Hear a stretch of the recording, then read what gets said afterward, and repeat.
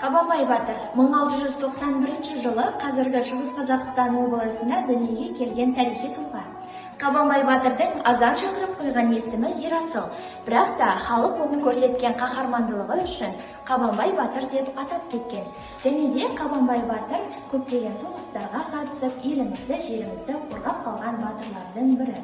Қаншама күн өтсе де, қаншама жыл өтсе де, Қабанбай батыр әр қазақтың жүрегінен айрықша орын ала білген.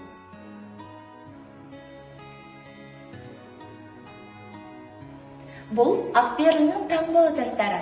Ақберілінің таңбалы тастарында көбінесе адамдардың, аңдардың және де күн сәулелерінің бейнесі бейнеленген. Бұл тастардың ерекшелігі өте көп. Бұл балбал тас. Балбал таста адам бейнесі бейнеленген секілді көрінеді. Және де қылыш пен құмыра ұстап тұрғаны көрініп тұр. Бұл тас не үшін орнатылған? Бұл тасты түрік халқы өзінің өмірден өткен батырлары үшін орнатқан болатын. Бұл арқылы біз ата-бабаларымыздан жаңағы рух пен ерлікті қадірлегенін көреміз. Киелі құс Құрқылтайдың ұясы. Бұл ұяның маңыздылығын айтатын болсам, қазақ халқы бұл ұяны өте қатты қастерлеген және де бұзбаған. Неге десеңіздер, егер де Құрқылтай үйден өзінің осындай ұясын салатын болса, қазақ халқы қуаныш пен шаттық келеді, молшылық келеді деген сеніммен мүлдем бұзбаған және де қастерлеп ұстаған. Бұл ұяның жасалу жолын айтатын болсақ, Құрқылтай алдымен жеңіл шөптерді пайдаланған. Мысалға айтатын болсақ, сабан, жіңішке шөп және тағы да басқалары. Және де оларды қалай бір-біріне байланыстырады.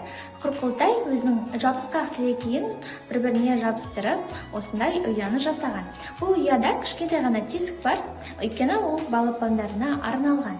Балапандары кіріп шығуы үшін. Және де Құрқылтай көбінесе өзінің ұясын жылы, өзіне қолайлы жерге құрған.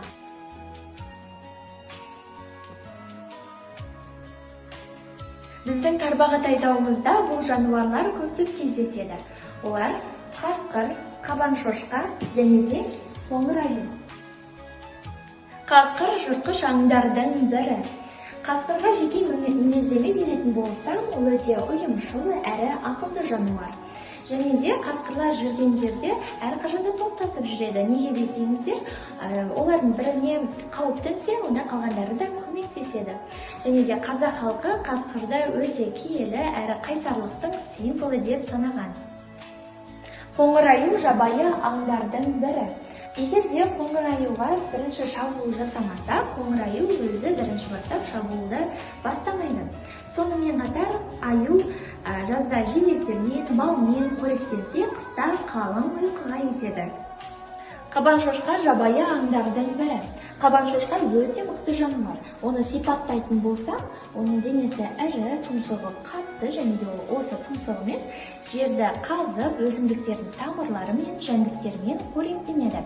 Сонымен қатар бұл жануар табиғат сақшысы болып, орман тазалаушысы рөлін атқарады.